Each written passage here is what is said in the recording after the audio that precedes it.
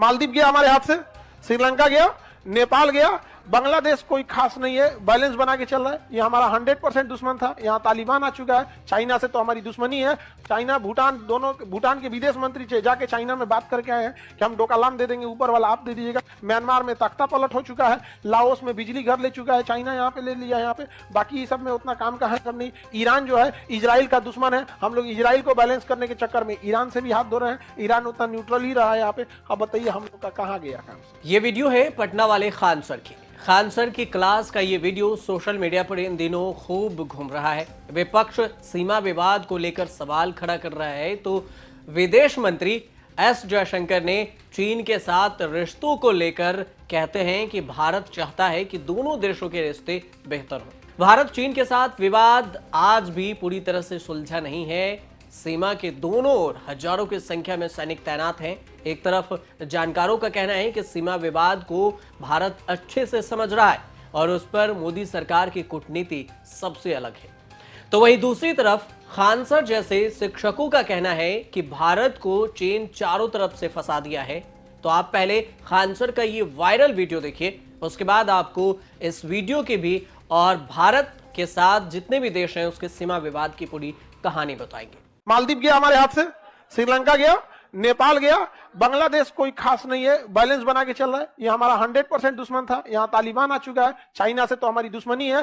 China Bhutan दोनों, भूटान के विदेश मंत्री जाके चाइना में बात करके आए हैं कि हम डोकालाम दे देंगे, ऊपर वाला आप दे दीजिएगा। म्यांमार में तख्ता पलट हो चुका है, लाओस में बिजली घर ले चुका है, चाइना यहाँ पे ले लिया यहाँ पे। बाकी सब में उतना काम का है सब नहीं। ईरान जो है इजराइल का दुश्मन है, हम लोग इजराइल को बैलेंस करने के चक्कर में ईरान से भी हाथ धो रहे हैं। ईरान उतना न्यूट्रल ही रहा है यहाँ पे। अब बताइए हम लोग का कहाँ गया काम से। हालांकि ये वीडियो कब का है इसकी कोई जानकारी नहीं है, लेकिन खान सर ने अपने इस वीडियो में भारत का एशिया के बाकी देशों के साथ कितना अच्छा रिश्ता है या फिर कौन से ऐसे रिश्ते बचे हैं जिससे भारत सेफ है, इसमें मालदीव का भी जिक्र किया गया है, जिसमें कहा गया है कि उसके साथ विवाद क्या है। श्रीलंका को उतना महत्व नहीं दिया गया।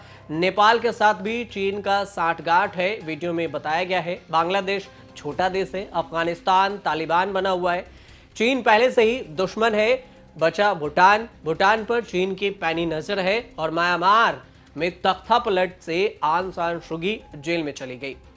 साथ में म्यांमार को लेकर आज ही देश के सेना प्रमुख ने मनोज पांडे ने कहा है कि म्यांमार से करीब 400 सैनिक भारत में आए थे, हालांकि उन्हें भेजा भी जा रहा है।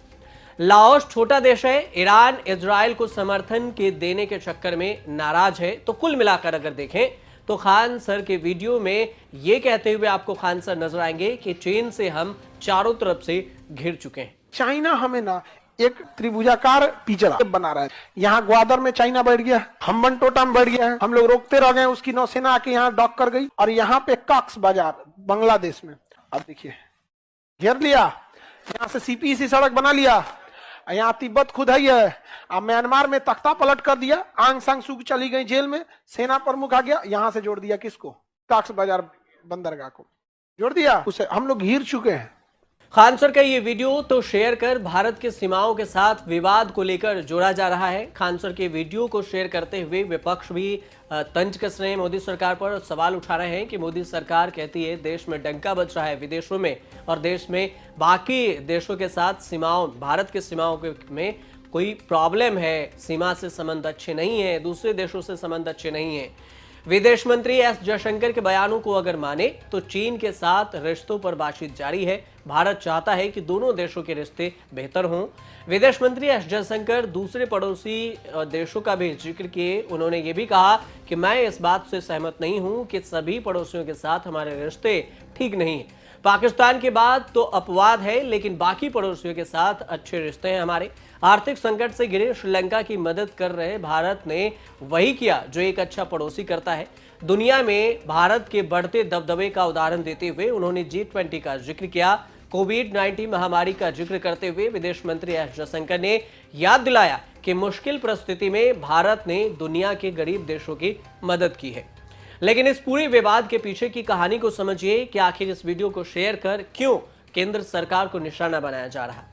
इस पूरे मामले की शुरुआत प्रधानमंत्री नरेंद्र मोदी के लक्षद्वीप दौरे के बाद हुई थी। प्रधानमंत्री मोदी ने लक्षद्वीप का दौरा करने के बाद इसकी तस्वीर सोशल मीडिया पर शेयर की थी। इसके साथ ही उन्होंने भारतीयों से अपील की थी कि वह इस आइलैंड पर घूमने का प्लान करें।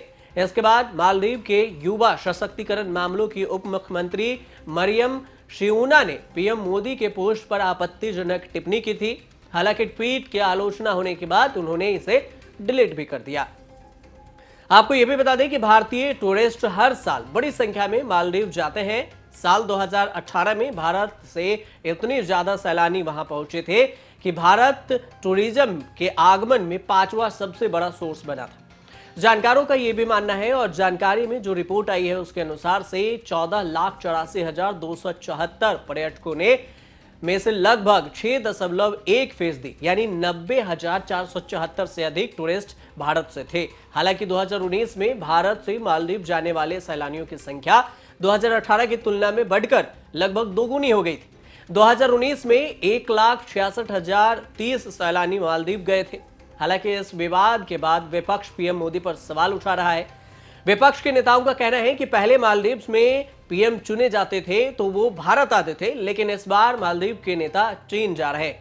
यह हमारे लिए चिंता का विषय बना हुआ है। मालदीव ने हमारी फौज भी उनके देश से हटा दिए है।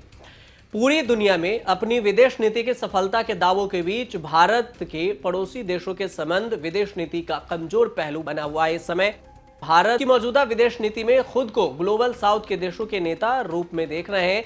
दुनिया के तमाम भू राजनीतिक मामलों में निर्णायक भूमिका भारत की देखी जा रही है। साथ ही वह दुनिया की राजनीति में एक प्रमुख शक्ति होने का दावा भी करता है। लेकिन दक्षिण एशिया के देश भारत के इस दावे से सहमत नहीं है, जिससे भारत के एक नेता के रूप में उभरने के लक्ष्य को धक्का लगता है। पड़ोसी क्षेत्र किसी भी बड़ी शक्ति के लिए मुश्किल होते हैं, लेकिन मौजूदा भारत को अपने पड़ोसी देशों से असाधारण चुनौती मिल रही है। अपने पड़ोसी देश जैसे ये चीन है, ये एक महाशक्ति के रूप में उभरने से परिस्थितियां पहले से और भी जटिल बना रही है। भारत को अपने ही पड़ोस से मिल रही इस चुनौतियों के पीछे मुख्य 4 कारण हैं। सबसे पहला कारण तो यह है कि इस क्षेत्र की भू राजनीति की बनावट। दूसरा, चीन का आक्रामक और प्रभावशाली उभार, क्षेत्र के छोटे देश के भू राजनीतिक बफर का काम करना।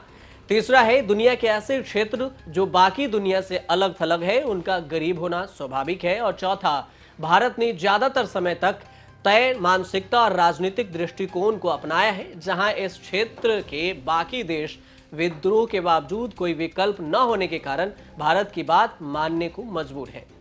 भारत को अपनी कूटनीतिक गतिविधियों को सुधारने के लिए एक ऐसा प्रयास करना चाहिए जिससे बाकी देशों पर भारत की अलग पहचान बने। अब देखते रहिए न्यूज़ तक।